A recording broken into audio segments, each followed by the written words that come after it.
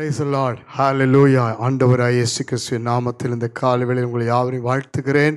பிரியமானவர்களே, நம்முடைய இந்திய தேசத்தை கர்த்தர் விடுதலையான ஒரு நாளாய் கொண்டாட வைத்திருக்கிறார். தேவனுடைய நாள் ஒரு வெற்றியின் நாள். ஆனால் இந்திய தேசத்துக்கு இன்றைக்கு தான் ஒரு விடுதலை நாள். தேசம்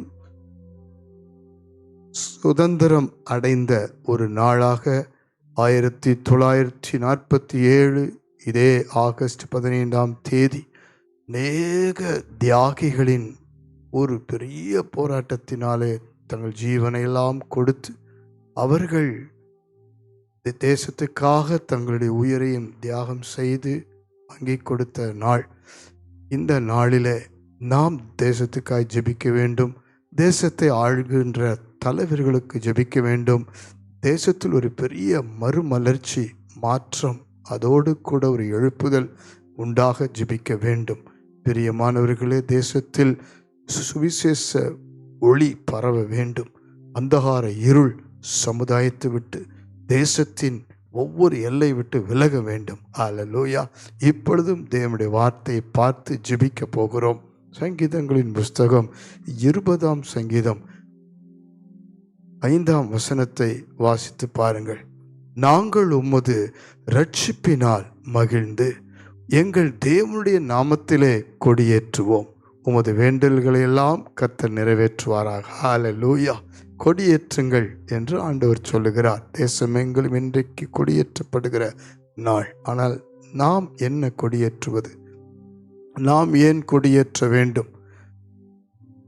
தேவன் மோசேவுக்கு 12 கோத்திரங்களை அவர் ஆசீர்வதித்து ஒவ்வொரு 3 கோத்திரங்களாக பாளையத்தை சுற்றிலும் பாளையம் இறங்க வேண்டும். பாளையத்திலிருந்து புறப்படும் பொழுது அணி அணியாய் 3 கோத்திரங்கள் அவர்களுக்கேற்ற ஒவ்வொரு கொடியை கொடுத்து பிடித்து கொண்டு முன்பாக போக சொல்லுகிறார். அடையாளம் என்ன? வெற்றி. அல்லேலூயா, அல்லேலூயா. வெற்றி கொடி இன்றைக்கு நம் ஆண்டவராகிய இயேசு கிறிஸ்து. பிரியமானவர்களே, நாம் என்ன கொடியேற்ற வேண்டும்?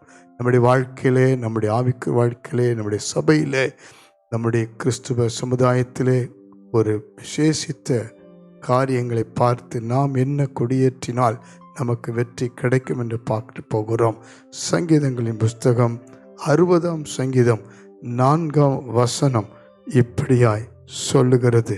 சங்கீதம் 60:4 சத்தியத்தின் நிமித்தம் ஏற்றும்படியாக உமக்கு பயந்து நடக்கிறவர்களுக்கு ஒரு கொடியை கொடுத்தீர்.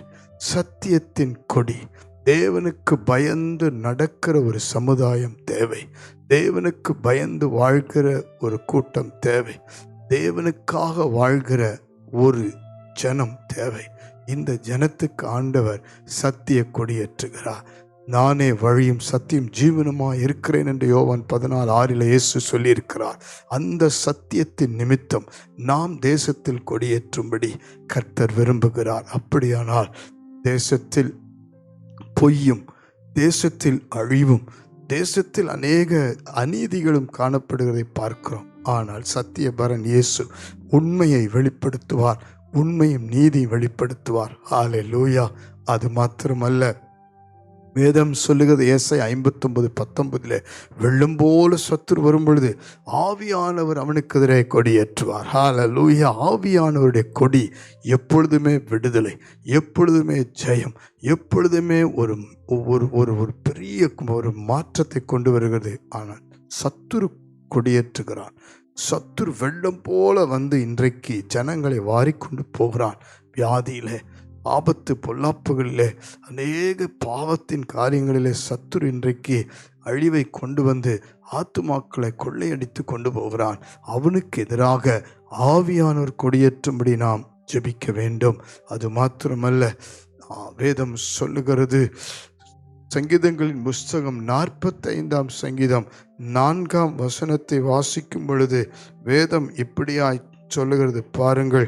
சத்தியத்தின் நிமித்தம், நீதியுடன் கூடிய சாந்தத்தின் நிமித்தம் உமது மகத்துவத்திலே ஜெயமாய் ஏறி வாரும் என்று சொல்லி வலது கரம் பராக்கிரமும் பயங்கரத்தை செய்கிற தேவன் ஏறி வருகிற ஒரு ஜெயத்தின் கொடி. 1 கொரிந்தியர் 15:55 மரணமே உன் கூரெங்கே, பாதாளமே உன் ஜெயமெங்கே என்று சிலுவை கொடியை தேவன் ஏற்றுகிறார். ஹல்லேலூயா. இப்படிப்பட்ட கொடியேற்றுகிற ஒரு தேவ பிள்ளையின் வாழ்க்கை, குடும்பம், சபையிலே கர்த்தர் ஜெயம் கொடுப்பார். கண்களை மூடி ஜெபிப்போம். நம்முடைய தேசத்திலே ஒரு பெரிய ஜெயம் வர வேண்டும், வெற்றி வர வேண்டும். பிசாசுகளுக்கு எதிராய், பாவங்களுக்கு எதிராய், குடி பழக்கம், விபச்சாரம், வேசித்தனம், அநேக போராட்டங்கள். இன்றைக்கு ஜாதிக்கு ஜாதி, மதத்துக்கு மதம், இனத்துக்கு இனம், மொழிக்கு மொழி, இன்றைக்கு அநேகருக்கு விரோதங்கள், பகைகள், இன்றைக்கு கொலை வெறிகள், எங்கு திரும்பினாலும் போதை வஸ்துக்கள். கர்த்தர் கொடியேற்ற வேண்டும். சத்தியத்தினாலே கொடியேற்றப்பட வேண்டும். இயேசுவின் வெற்றி கொடியேற்றப்பட வேண்டும். ஜெபிப்போமா? பரலோக பிதாவே, எங்கள் தேசத்துக்காய் ஜெபிக்கிறோம்.